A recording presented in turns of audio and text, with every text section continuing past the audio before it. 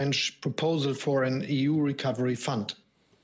I'm very pleased that the EU took up our proposal and that we are in the position today to jointly present the national recovery plans for both Germany and France.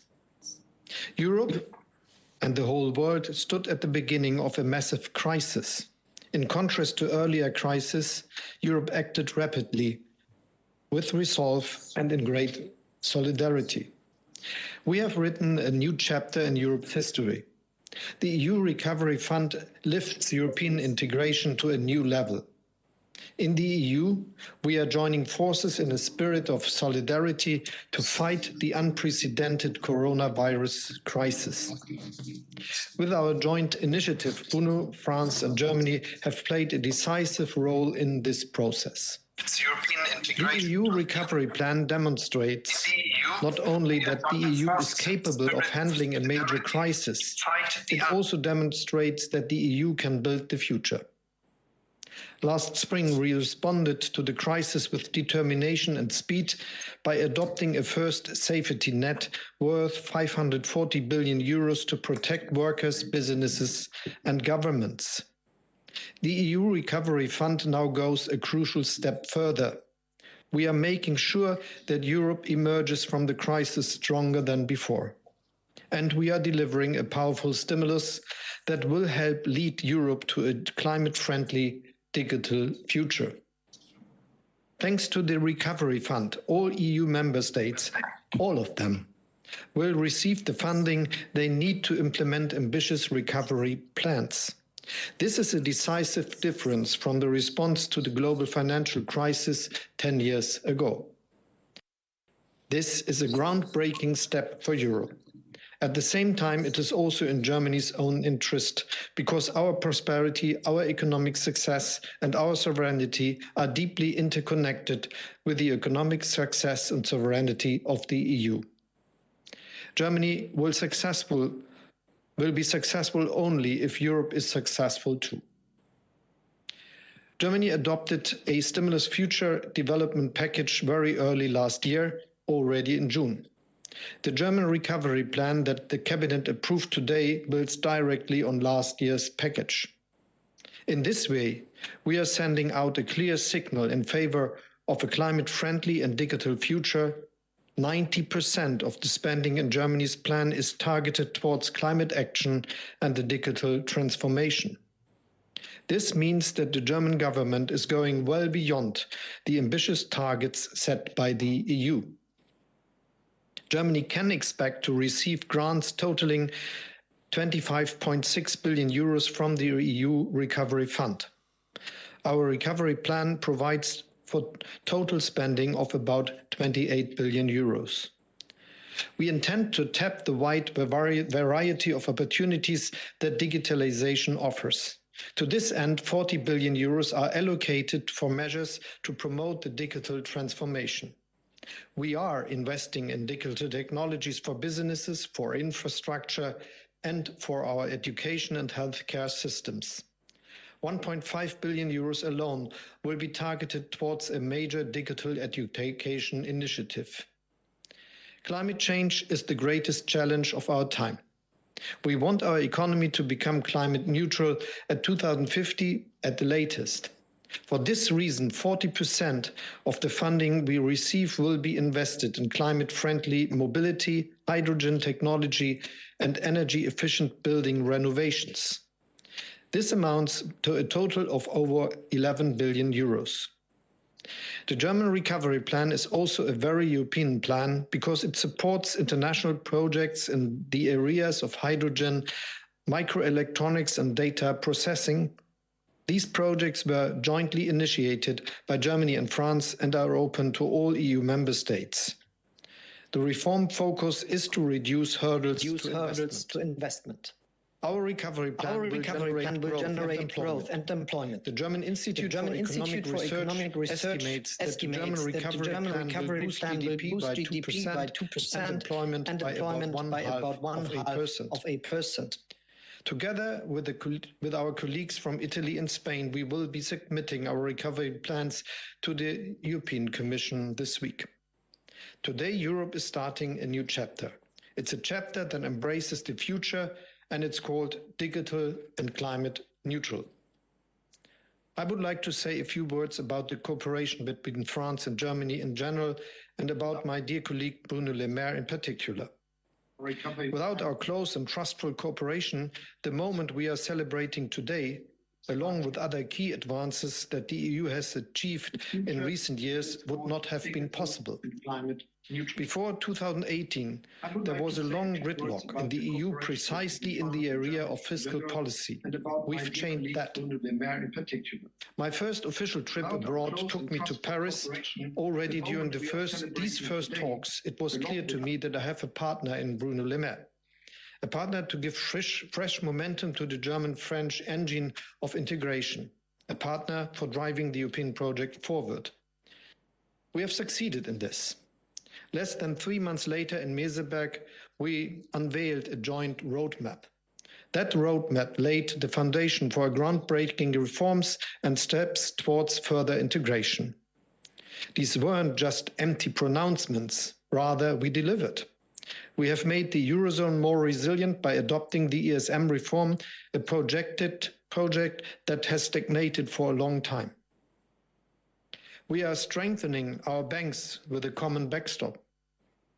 The initiative for a Eurozone budget and the priority of promoting reforms and innovation have been incorporated into the EU Recovery Fund.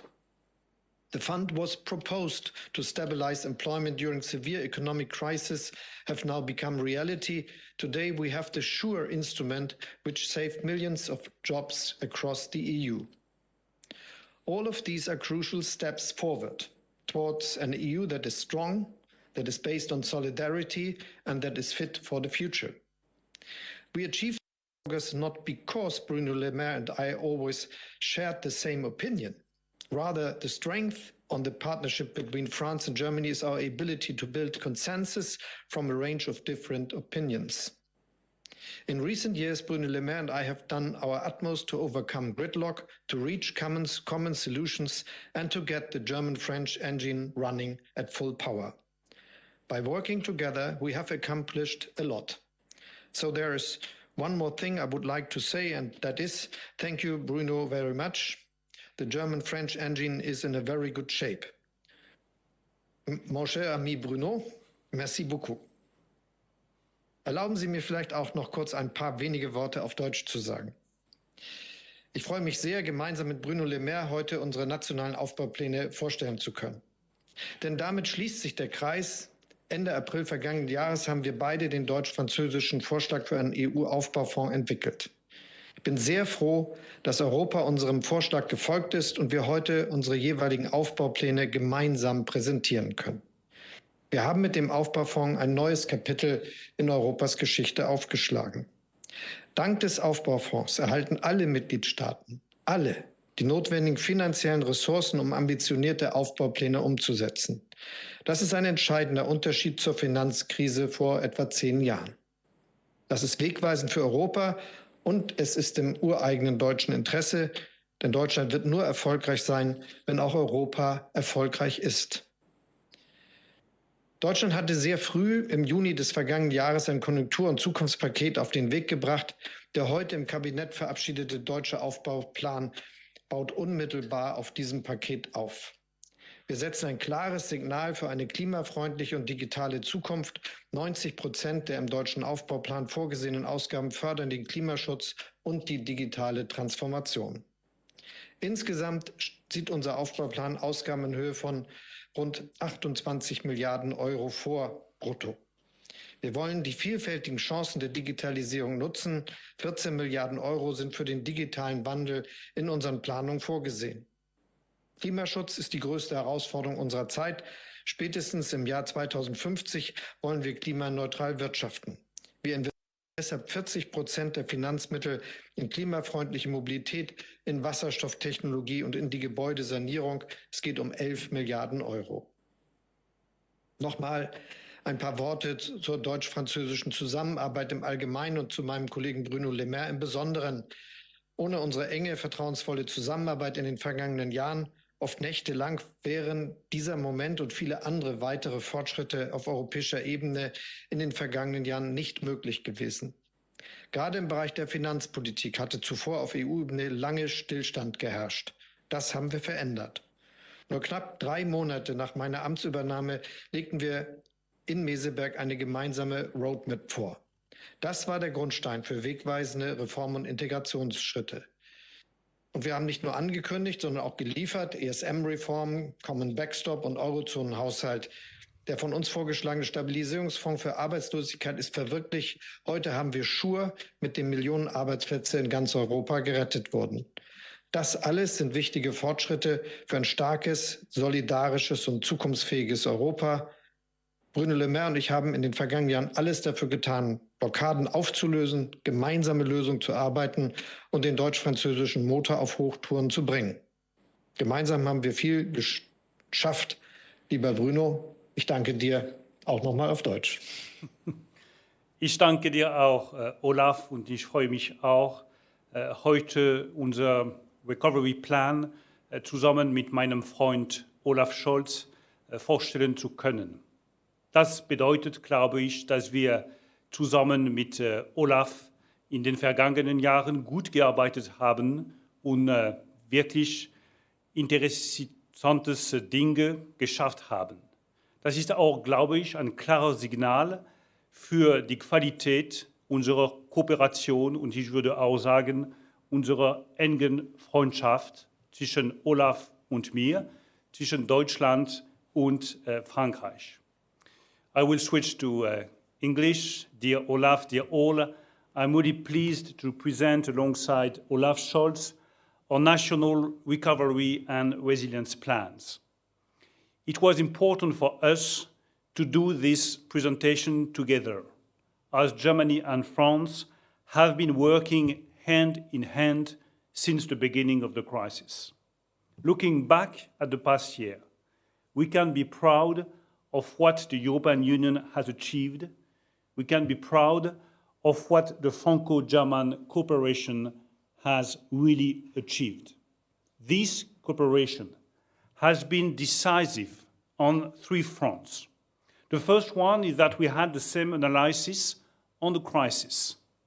This is the worst economic crisis since 1929. No member state disputed the necessity to react. Second, we agreed on the instruments that needed to be put in place: state-guaranteed loans and partial unemployment scheme, for instance. We also agreed on the necessity for the first time in our European history to raise common debt for a better efficiency and for a stronger solidarity among member states. Third, we also agree for the first time on the timetable.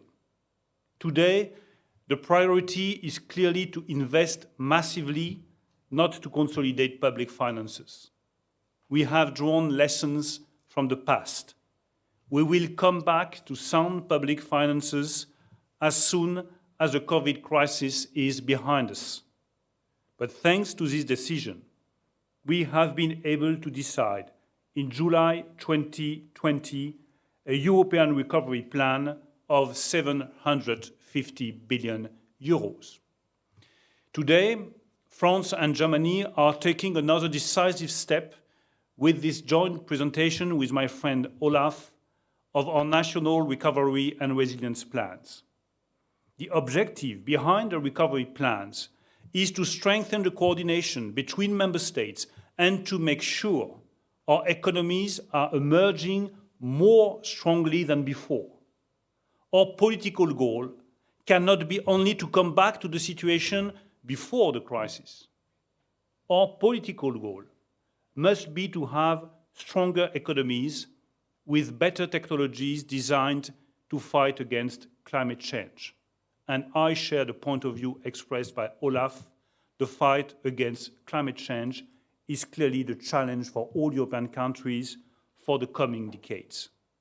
In this regard, let me highlight the main features of the plan that France will publish today. The implementation of France Relance which we presented last September, is well underway. 30 billion euros have already been disbursed in 2021. Our recovery plan is based on 3 pillars: the green transition, competitiveness, social and territorial cohesion.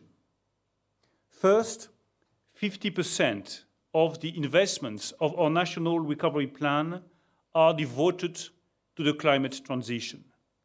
Our plan fully contributes to the objective of reducing by 2030 gas emissions by 55% compared to the 1990 levels. We have put in place the so-called MaPrimeRénov' for the energy retrofitting of buildings. Already 230,000 applications has been submitted. It is a great success of France Relance. Second, 25% of the investments are devoted to the digital transition. We are investing massively in the digitalization of businesses and the digital transformation of the state and the regions, as well as in digital skills. We had foreseen 280 million euros for the digitalization of industrial SMEs. Because the scheme revealed to be so efficient and needed, we will end spending 1 billion euros. Third, our plan also fully responds to the social ambition of the European Recovery Plan. We are taking bold measures to enhance training of young people, to invest in skills, and to modernize the health system. Already 1 million of young people has been supported by France Relance, because we are fully aware young people are bearing the brunt of the crisis. We have a debt toward them, and we pay it. France also presents today an ambitious reform agenda, and I want to be very clear on that issue. We are not introducing reforms for the benefits of the European Commission. We are introducing reforms for the benefits of French citizens and the French nation. The crisis must not divert us from our efforts to respond to the challenges of the French economy. Before the crisis, we knew where we should focus our efforts: increase the competitiveness of our economy, reduce unemployment by investing in skills, and lower the level of taxation. Since we had the highest level of taxation amongst the developed countries, there was no other choice but to reduce this level of taxation. And we did it. We knew that we should engage resolutely in the ecological transition and pursue the digitalization of companies and public services. And we did it. We intend to continue responding to these challenges, enabling us to return to the 2019 level of economic activity no later than 2022. We need to pursue our reform agenda in the interest of the country. And I want to insist on that very important choice. This is consistent with France Relance, which aims to prepare France for 2030. This is why our plan contains ambitious reforms, such as the Climate and Resilience Bill, which will accelerate the climate transition, the finalization of the unemployment insurance reform, the strengthening of the governance framework of our public finances and the quality of our public spending. If we want to restore sound public finances in France, and we are fully committed to that, we need to put in place a multi-annual framework with an expenditure rule. Those reforms are not implemented once again because it would be a request from the European Commission, but because this is in the interest of the French nation. This is the same for the pensions reform. It is not a prerequisite from the EU, but I continue to think it is indispensable when the time comes. The European Recovery Plan will also fund joint projects in the form of important projects of common European interest. Competitiveness in cutting-edge technologies can only be achieved on a European scale. No nation alone has the possibility of investing at the level which is required to have this possibility of masterizing the key technologies and the disruptive technologies. France and Germany have already started joint cooperation following the impetus given by Chancellor Merkel and President Macron in the Aachen Treaty. This Franco-German cooperation is at the core of our respective recovery and resilience plans in several key areas such as hydrogen, cloud, electronics and telecommunications, as well as artificial intelligence and batteries. What is at stake is quite clear. Either we are able to invest together for those technologies and we will remain in the race between China and the United States, or we will become fully dependent on China and the US, and we will disappear. The future of the EU cannot be based on dependence. It must be based on technological independence, which is key for political sovereignty. Tomorrow, as Olaf just said, with Spain and Italy, we will submit together our national recovery plans to the Commission. The political responsibility of the Member States and the Commission is now to make the European Recovery Plan a concrete reality for our citizens as soon as possible. Member States have to submit their recovery and resilience plans and to ratify the own resources decision as soon as possible. The Commission should analyze national recovery and resilience plans as soon as possible so that they can be approved by the Council in July at the latest. This will allow the money to flow before the end of the summer. Once our plan has been adopted by the Council, we should receive a first payment of 13%, which represents 5.1 billion in the case of France. Let's be clear. We were very efficient last year in the adoption of the European Recovery Plan and on the decision on common debt issuance, thanks to the impetus given by Olaf Scholz and myself and given then by Chancellor Merkel and President Macron.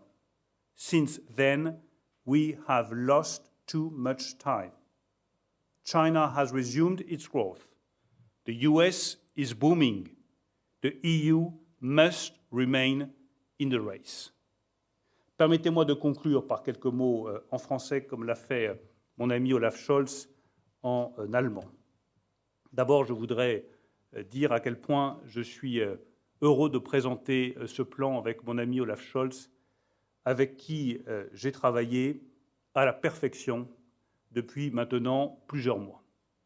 Nous y avons passé des nuits blanches, nous y avons passé des jours de négociation, mais nous y sommes arrivés. Et je crois que c'est la meilleure illustration que l'on puisse donner de l'importance de cette coopération franco-allemande à notre niveau, comme au niveau de la chancelière Angela Merkel et du président de la République, Emmanuel Macron. Quand la France et l'Allemagne veulent, l'Europe peut. Ce plan de relance marque également, selon moi, le passage de l'Union européenne à l'âge adulte. L'âge adulte, c'est celui de l'indépendance. L'Union européenne doit cesser de compter sur les forces des autres. L'Union européenne doit compter sur ses propres forces, et c'est ce que nous faisons avec le plan de relance européen. N'attendons pas des solutions des États-Unis, de la Chine ou d'autres continents. Attendons des solutions de nous-mêmes. C'est cela, être adulte, c'est cela, être indépendant. L'âge adulte, c'est aussi l'âge des possibles, celui où l'on sait ce que l'on veut réaliser. Et ce que l'Union européenne veut réaliser, c'est une économie durable, respectueuse du climat, juste et attentive à la planète. Enfin, l'âge adulte, c'est celui où l'on découvre que l'on est plus fort avec les autres plutôt que seul. Et que par conséquent, l'Union européenne sera plus forte si elle est fondée sur la solidarité des nations plutôt que sur l'individualisme de chacune. Je voudrais enfin rappeler un fait national. Le plan de relance français fonctionne. Et il fonctionne bien. Nous avons déjà engagé 30 milliards d'euros sur les 100 que nous avions prévus avec le président de la République, soit un tiers du plan de relance. Ma prime rénov', la digitalisation des PME industrielles, les relocalisations industrielles qui sont aujourd'hui un grand succès et qui montrent que les décennies de délocalisation peuvent être derrière nous et que la relocalisation industrielle peut être un combat que nous allons gagner. Le soutien aux plus jeunes, qui sont ceux qui ont le plus payé pendant cette crise, avec aujourd'hui 500 000 jeunes qui sont enfin en apprentissage pour la première fois de notre histoire. Tout cela montre qu'il est possible d'engager le redressement économique de la France et que nous allons y arriver. Et dans ces temps qui sont si difficiles pour beaucoup de Français, où je vois partout en France des inquiétudes, des doutes, du désarroi, des interrogations sur nos propres forces nationales, je veux simplement dire à nos compatriotes que nous pouvons encore croire dans notre nation et encore croire dans l'Europe. Thank you. We now come to the Q&A session. The first question comes from Maire, AFP. Yes, hello everyone. I have two questions for both the ministers, if I may. You said it was important that France and Germany present their plans together. Is it a sort of message you want to send to some European states to accelerate the ratification process of the European Recovery Plan? And another question, even if there is a certain delay, the European plan seems to be on track. But when you see what the Biden administration is doing in the US and the economic boom in China, don't you think the European Union should go further with another plan maybe, or something to raise the European economic ambition and the economic recovery? Thank you.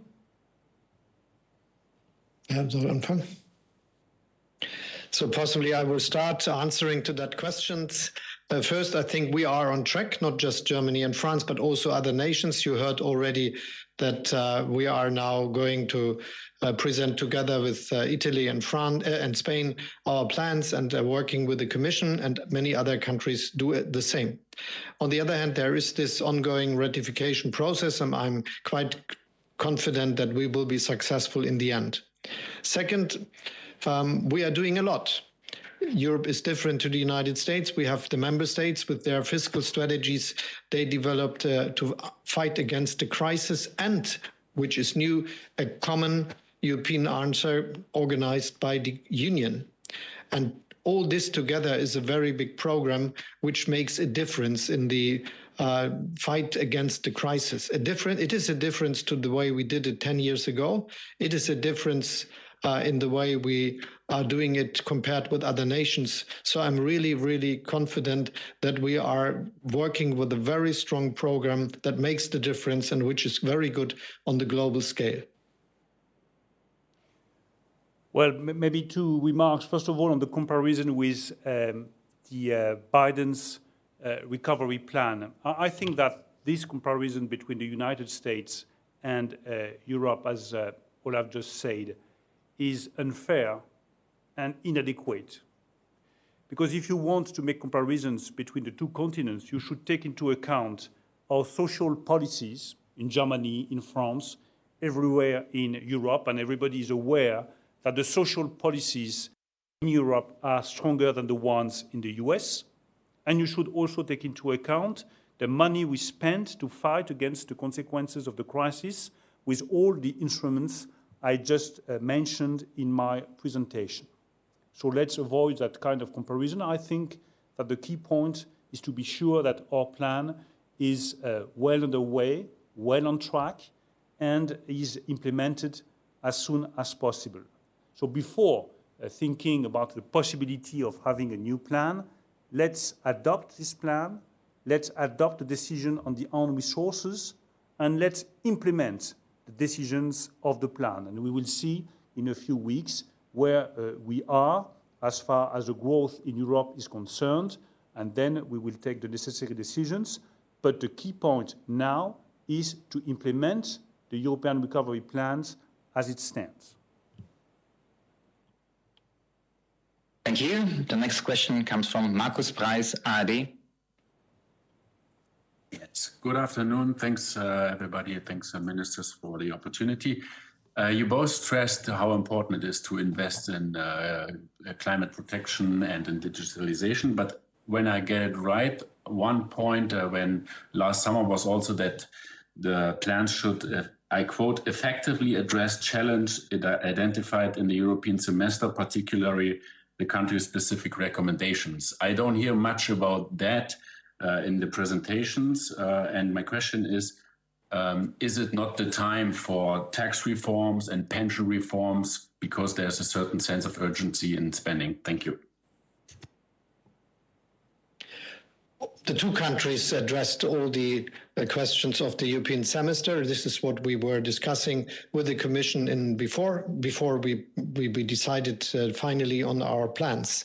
And it is about all the questions which are important for us for the future. This is climate change. This is the question of digitalization. Yes, this is also the question of competitiveness and of government reforms. And all these questions are part of what we propose. If I may add one point on the pension reform, you know how convinced I am of the necessity of pension reform in France. But frankly speaking, we do not need any kind of recommendation, neither from EU countries nor from the Commission, to be aware of the necessity of having a pension reforms in France. So I think that things are quite clear. We know that there is a need for a pension reform in France. We have to wait till the COVID crisis is over, and it is not dependent on any kind of recommendation. We are fully aware of the reforms that are required in France. Thank you. The next question comes from Honor Les Echos. Hello, thank you for everybody. I have just one question from Mr. Scholz. In its national recovery plan, France plans to start reducing its debt in 2027. I would like to know if do you consider that this objective is sufficiently ambitious to avoid too great fiscal divergence between France and Germany? Thank you. I think there is always a difference between the different nations in Europe because the circumstances are different also. But you should know that the main time, the most important time for paying back some of the debt we are taking now in Germany starts in 26. This is not that a big difference. You know, I think, if I may add one word, that Olaf is an excellent diplomat. He should be not only Minister of Finance, but also Minister of Foreign Affairs. We are aware of the divergence in public finances. And let's be clear, we are fully committed to improving the situation of the French public finances over the next years. The next question comes from Herrn Hanke, Handelsblatt. Yeah, thank you very much for taking my question. It certainly is good news to see the Franco-German initiative finally hit the road. But when it comes to the national plans, the Franco-German motor resembles more to an old internal combustion engine than to a state-of-the-art electrical motor, I would say. The German plan has been widely criticized as mainly refinancing already with existing initiatives.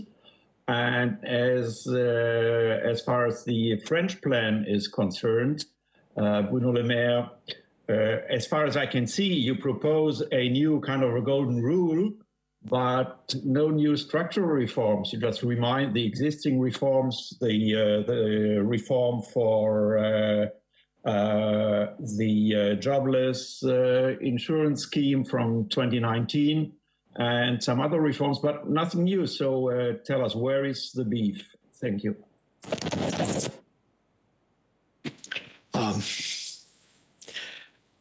To speak about the beef, we have taken a lot of very strong decisions to fight for the future. All the plans we developed since the crisis came over us were about climate change and were about digitalization. And this is the same path in Europe, and I see it in all the national plans from the different countries, that they refer to this very important tasks for the future.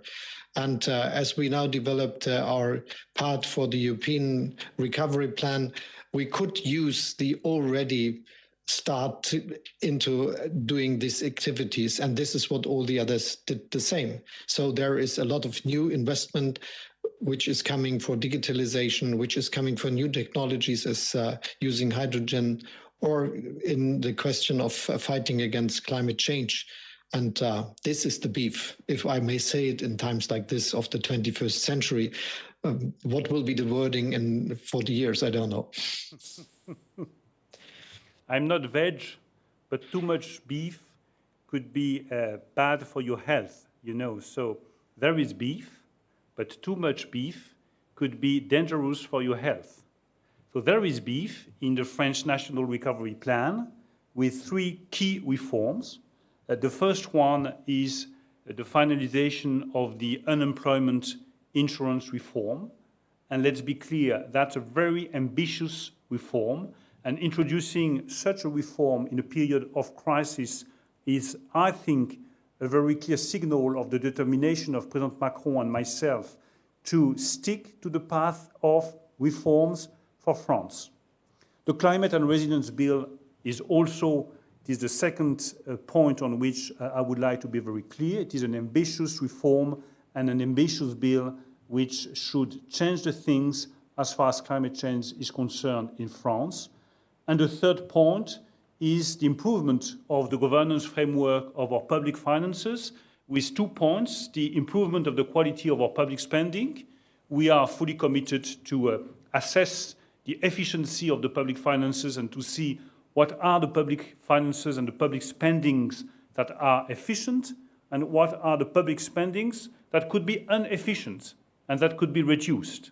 And we are also committed to introducing a multi-annual framework with an expenditure rule. Having a multi-annual framework is clearly a game changer in the way we are dealing with public finances in France, so I would like to insist on that very last point. The next question comes from Paola Tama, Politico. Thank you very much. My question is for Mr. Scholz. Germany, in the negotiations leading up to the recovery fund, has always been adamant that the recommendations, the country-specific recommendations in the European semester, should be the necessary assessment criteria for the national plans. However, in the German CSRs in 2019, the Commission is calling for pension reform and tax cuts on labor. Do you think that other countries will be ambitious in their own reform efforts if the largest member state is not? Thank you. Thank you for your question, but there is a different view between you and me about what is the fact. The fact is that we are doing very ambitious reforms, and we are following absolutely the ideas and proposals of the European semester, as others will do. And as you know, we had a very big tax cut for workers, for employees in this period. A lot of them during all the time. The biggest one was about 10 billion just in one decision, and there came a lot of others. So you see, we are on track. The next question comes from Le Mans. Yes, hello. I have one question for Minister Le Maire. You mentioned the expenditure rule that you want to introduce. Can you be more specific on when and how you want to introduce it? I think there was a law in preparation from some parliament member recently. And second question, have I understood right that the first money from the European plan will flow only in September and not in July as former expected? Thank you. As far as the second question is concerned, I think that the money should come as soon as possible, at the latest in September. But if there is any possibility to get the money a little bit früher, as we say in German, I think it would be better for all of us. So September at the latest, but if it can be sooner, let's say in July, it would be better for all of us. As far as the pluriannual rule is concerned, as you know, this is something which is, to me, absolutely decisive if we want to restore sound public finances. To have the possibility of deciding the level of public expenditures over 5 years and not only over 1 year is a clear guarantee for sound public finances in France. You know that Éric Woerth, the president of the Finance Commission, and Laurent Saint-Martin are working on a bill introducing this rule. I don't have any timetable to give to you, but this could be one of the possibilities to introduce such a rule. Next is David Böcking, Spiegel. Yes, thank you. I have a question to both ministers regarding taxation. You just announced in an interview with Die Zeit that you are backing the US proposal for a 21% corporate tax rate, and of course you've been endorsing the idea of minimum taxation before that. But there's states within the EU, like Ireland, who are much more hesitant and who have built their economies on low corporate taxes. What can you offer these countries, these member states, to convince them of such a relatively high rate? Thank you. We are now fighting very hard for the new principles in international taxation, and a global minimum taxation rule is one of them. And we worked on this question for a very long time. When we started with our proposals some years ago, no one expected that we might be successful. And now anyone is addressing that we will come to an end with the international negotiations in summer this year. About the concrete details, we will have to find an agreement with anyone else, but it's obvious that we understand the necessity for taking courageous decisions, and now the rest is something which is part of the process going on. But let me just repeat, I'm quite optimistic that we will have a good solution this summer, and this will change international taxation a lot, and will end the race to the bottom we see today in international taxation of corporates. And you see globally, not just looking at some spheres or continents, you see globally that all the big countries, and even if they have very different views on taxation, understand that if they have a important infrastructure to finance, they will have to tax someone for doing so. And it is a nonsense competition that there is no way of financing the necessary investment into schools, infrastructure, universities, research and development, and all this what you need for a good society. So my view is that we are now on a very good track. We will have a solution.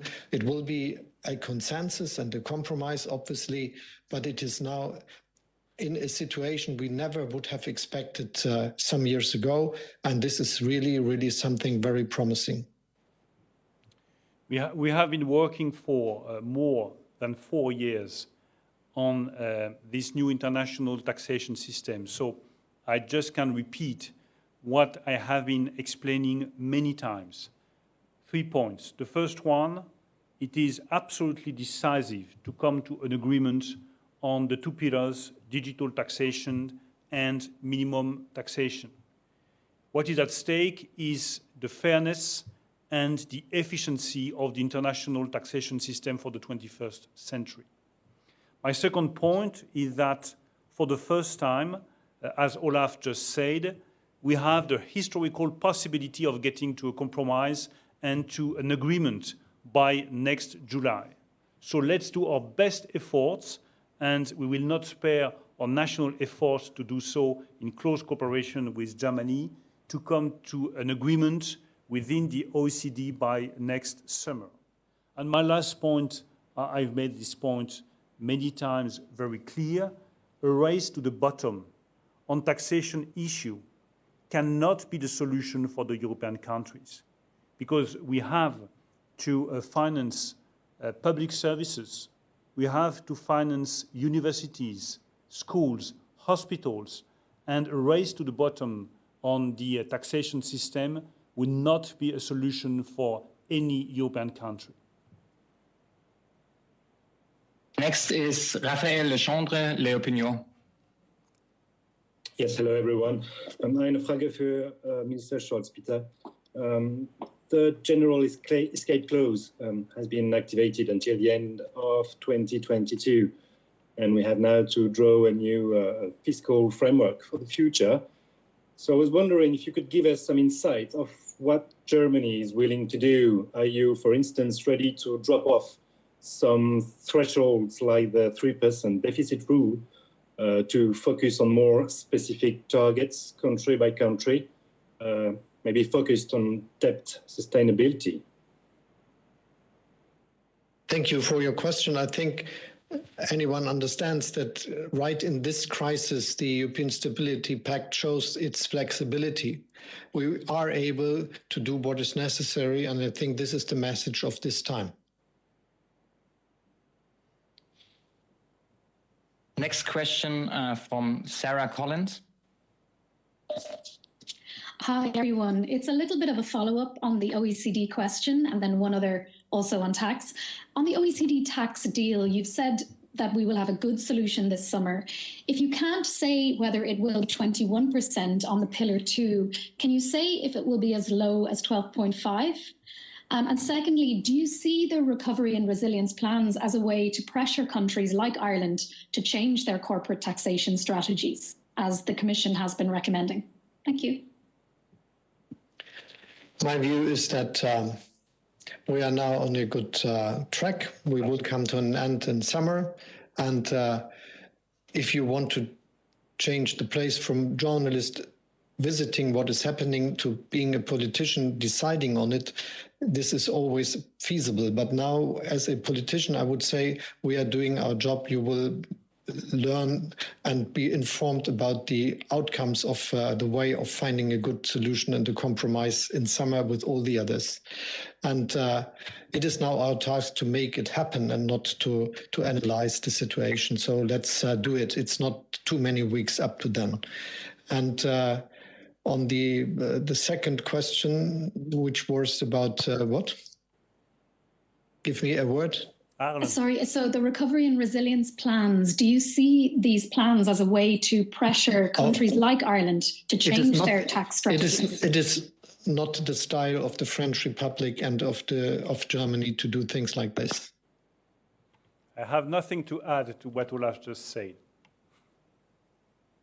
And the last question comes from Nathalie Versieux.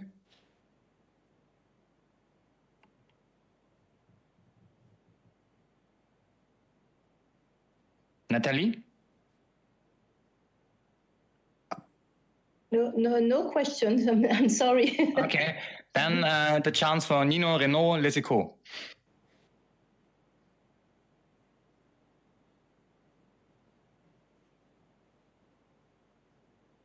So no further questions. Thanks to everyone for participation. Have a nice day and stay healthy. Thanks, Olaf. Tschüss. Tschüss. Bye-bye. Thank you. Au revoir. Do you hear me? I had my question. Super.